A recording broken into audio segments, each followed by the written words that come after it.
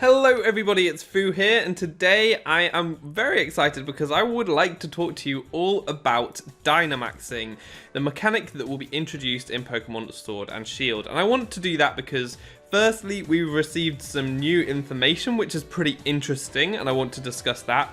Also, I just haven't talked about it yet and I want to put my ideas out there because I think I'm kind of optimistic about it, although I really loved Megas, so I'm very sad to see them go, and Z moves, like, not as sad to see go, but they've had a really big impact on competitive, so it will be a big change seeing them leave the game also. But I think this new information is pretty important because it will allow us to think more about how Dynamaxing will affect the game and also which Pokemon might be best to use that. So I think that this is probably a good point to go over what we know already about Dynamaxing, some of the important things that we don't know yet and that we really kind of need to know to be able to understand how exactly it will be used. But we do have enough information now, so I would like at the end of the video to speculate a bit about how Dynamaxing will be used in competitive, what kind of an effect it will have, and also which Pokemon will benefit most. So we'll be considering kind of what groups of Pokemon might be better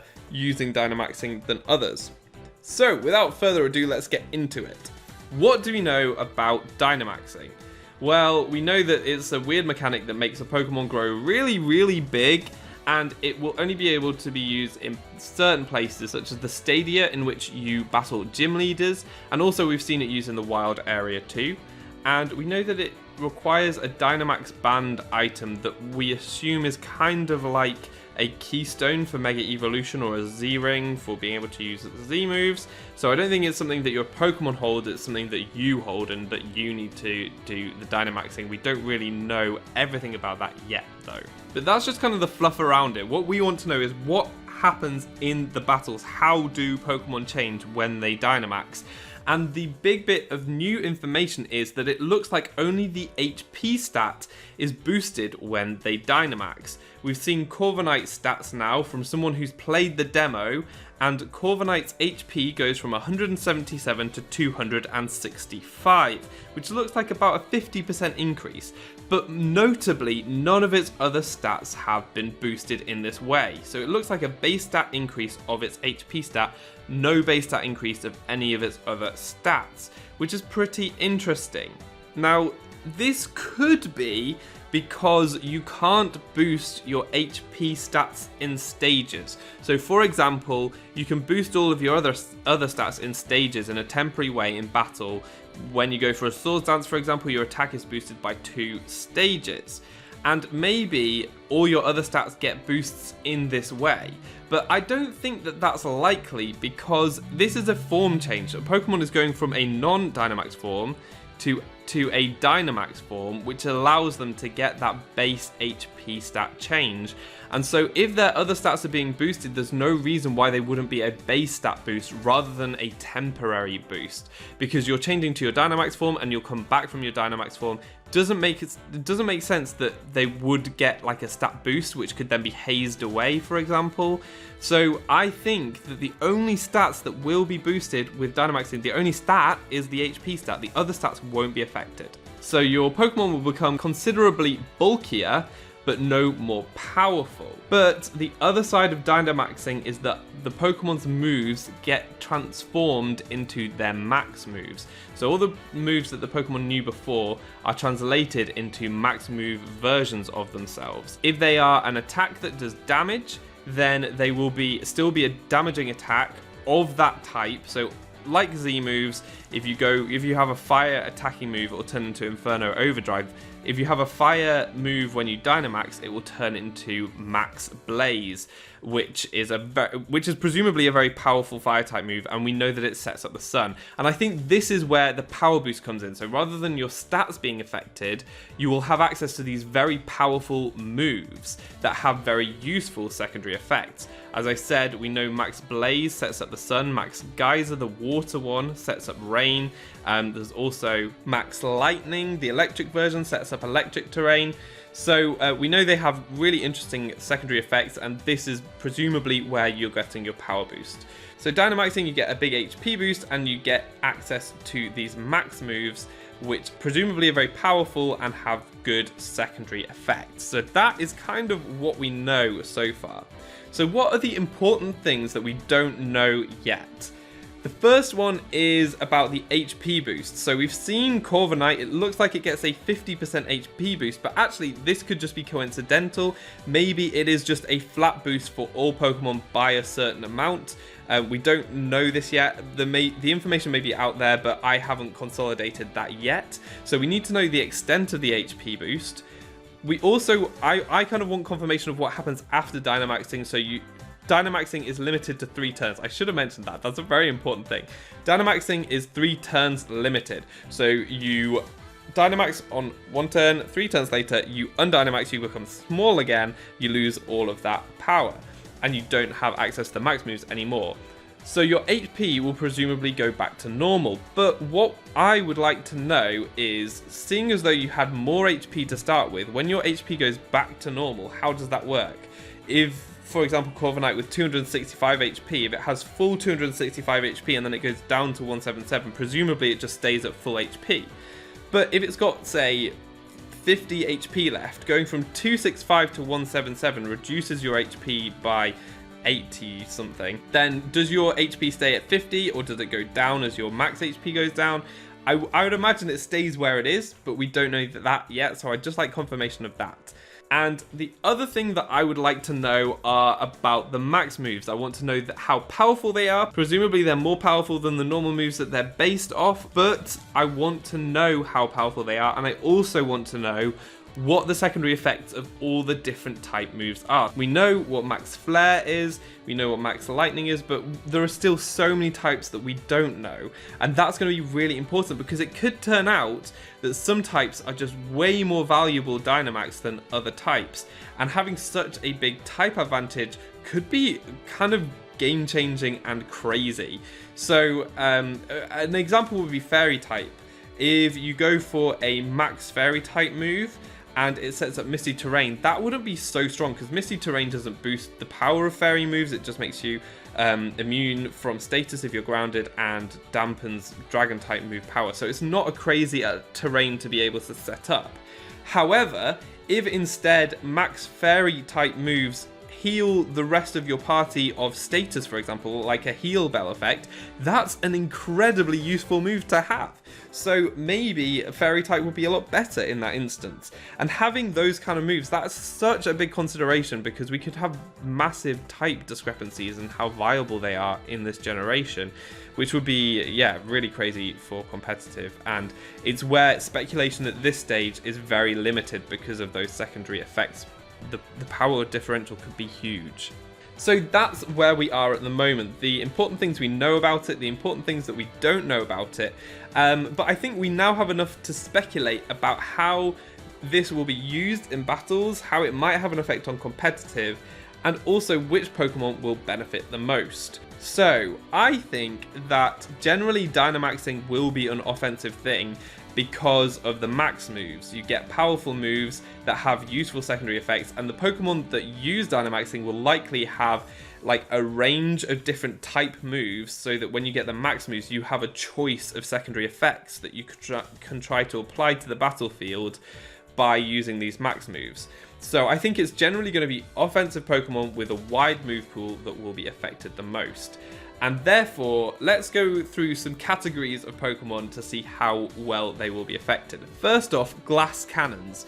Glass Cannons generally are very strong, they're very frail, but a lot of the time they do have some nice coverage moves there too. And having access to powerful max moves with secondary effects could be so helpful, especially if they're fast already. We know that the speed isn't going to be boosted with Dynamaxing now. These are already fast generally, already powerful, and so the max access to the max moves may be all they need to do serious damage to your opponent's team. The other aspect is obviously the HP boost, and these things may well appreciate that HP boost to be able to take at least one attack while firing off these very powerful moves. So they may also appreciate that increased bulk. But it's important to note that what we saw with Corviknight looks like a 50% HP boost. If that's the case, because glass cannons generally have low base HP, the HP boost will be much less for them than something with a big HP pool, so they won't be maximizing the benefit of Dynamaxing in terms of the HP boost, although they will be maximizing the benefit in terms of max move power. So glass cannons generally probably will be decent users of Dynamaxing, but may not be the best. The next group we'll consider are tanks. So these are very bulky Pokemon that are still very offensive. They like to carry a lot of strong attacking moves, but the difference is that they take hits and then fire back. Now, I think that these Pokemon are probably going to be the best Dynamaxers because they already have a big HP pool. If this is then boosted by 50%, they will have masses of HP. They can easily eat opponents' hits, and they have the very strong moves to capitalize on the max moves section. So I think that tanks really stand to be very good with this mechanic. Another group to consider in terms of offensive Pokemon are setup mons, and these are very interestingly affected by Dynamaxing because when you Dynamax, any status moves that you have turn to max guard, which is like a protect. So it protects you from any move effects, and if you use it consecutively, it's more likely to fail. So when you Dynamax, you can't set up because your setup moves become max guard, and that's rubbish.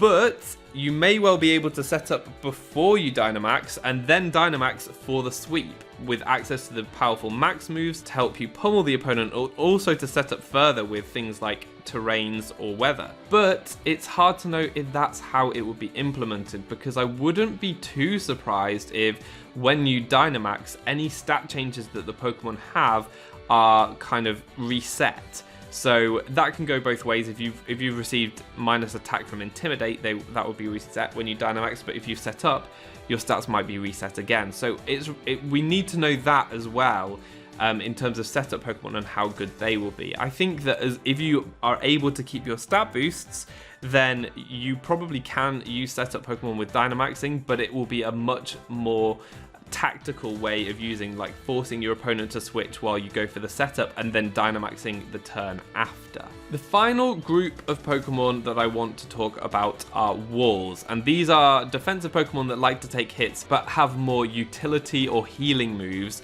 rather than offensive moves. And I think that these probably benefit the least from Dynamaxing, though they will like the HP boost because it makes them even bulkier.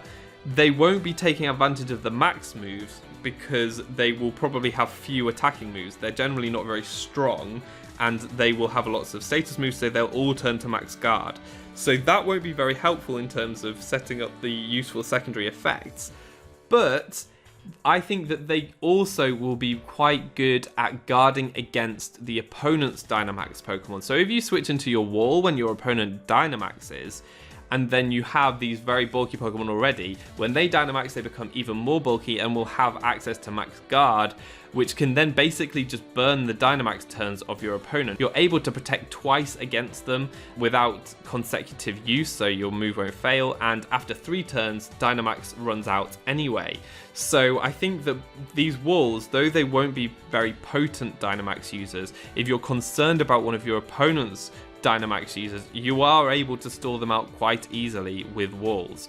So probably the least benefit to these Pokemon, but at the same time they can be crucial in stopping your opponent from obliterating you with their Dynamax. So that's where we are at the moment. I can't really go into which specific Pokemon will be good with Dynamaxing because we need to know more about the typing of the max moves and the extra effects, because that could be a huge player. Once we know that, we can probably make very good guesses as to which Pokemon will be best with Dynamaxing. But for now, these are my best guesses. I think that tanks stand a lot to gain because of that, their big HP pool to start with and lots of powerful moves, but all Pokemon can potentially Dynamax to their benefit, so that remains to be seen. But I'm actually really optimistic about this mechanic. It seems very tactical, and it also doesn't seem as one-sided and broken as Z moves, where it's very hard to predict predict which of your opponent's Pokemon will have the Z Crystal and how to counter that best. With Dynamaxing, it seems like it will be very reactive. If your opponent Dynamaxes, then you can Dynamax equally, and kind of you've only got 3 turns to worry about. So I think that it's probably more of a level playing field, but I might just be being very optimistic, or I might have overlooked some salient detail which you guys know about. So I think at this point, it's best to open up the comment section and you guys let me know what you think about Dynamaxing. If you think that I've missed anything important that we do already know, let me know if you're excited about it or if you're not. As I said, I really like Megas, so I'm a bit sad that they're going and being replaced by this. But I'm up for a refreshing change, to be honest. I think that this will really shake up competitive play, and so I'm looking forward to that. But yeah, let me know what you think, and that's going to be all for today. Thank you so much for watching. I've been Foo, you've been awesome, and hopefully see you next time. Goodbye.